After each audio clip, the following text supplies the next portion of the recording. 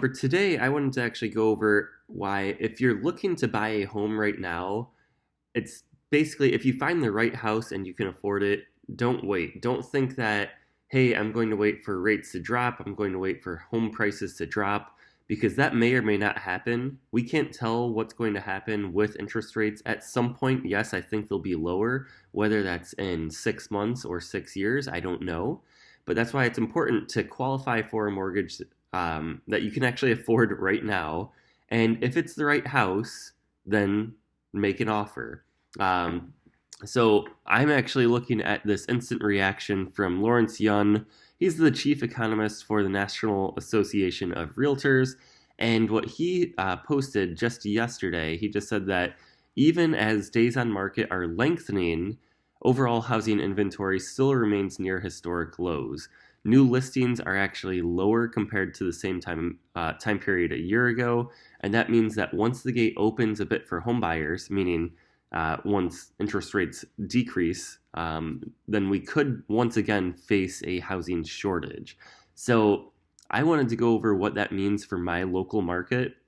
So I ran numbers just for a 10-mile radius of where I'm located. So red dot is where I'm located. You could see the radius is 10 miles. I'll zoom in just a bit so you can see.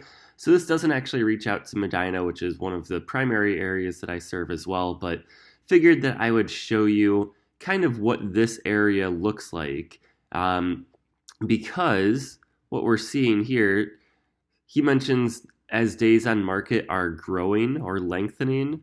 We are not really seeing that other than your usual seasonally adjusted numbers.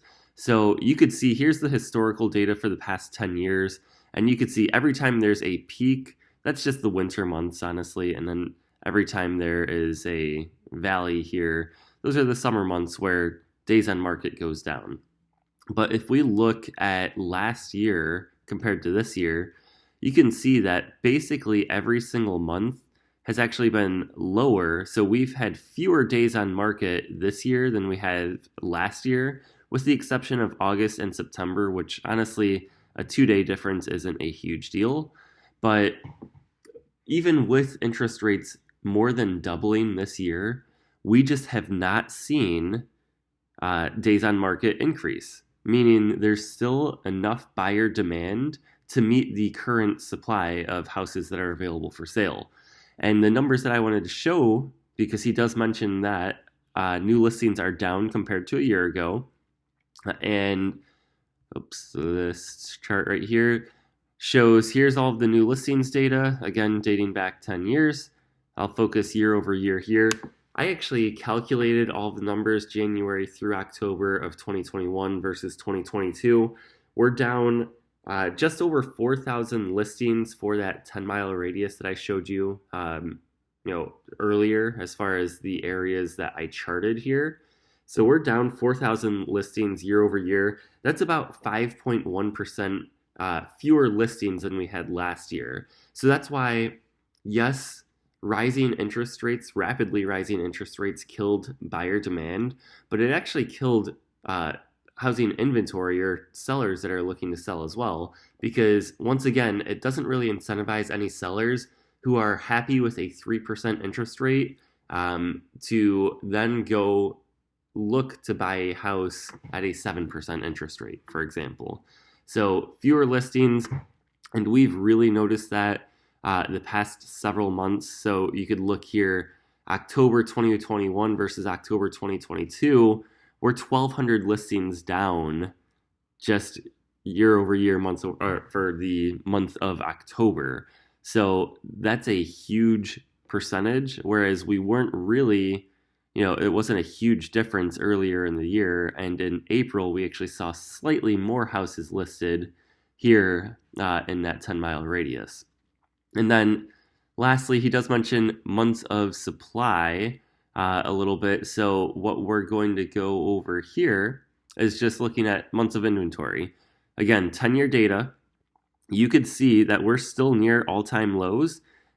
So yes, we've gone up a little bit in this area, and I have found that we've had a lot more listings, honestly, in like the true like Cleveland area, Brooklyn, stuff like that too, which those have been, whether it's investors or whatnot trying to sell high, that's where we're starting to see inventory tick up a little bit, where maybe you could get a better deal.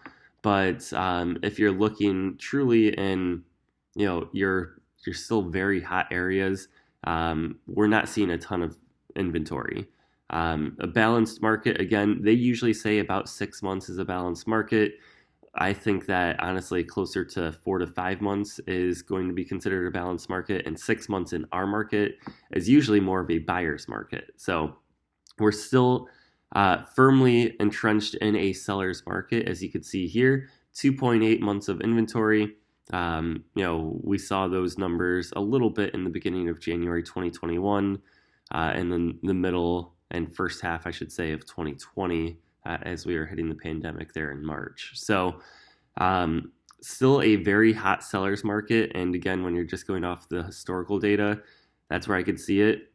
And that's why I say, even though I think it's a lot of perception right now where people are saying, hey, it's a terrible time to buy, I've found with a lot of my buyers that we can actually get a pretty good deal because of that negative perception. So there's just fewer buyers out there, and sellers are way more willing to accept an offer below asking, or entertain offers and be willing to negotiate after inspections. So those are just factors to consider.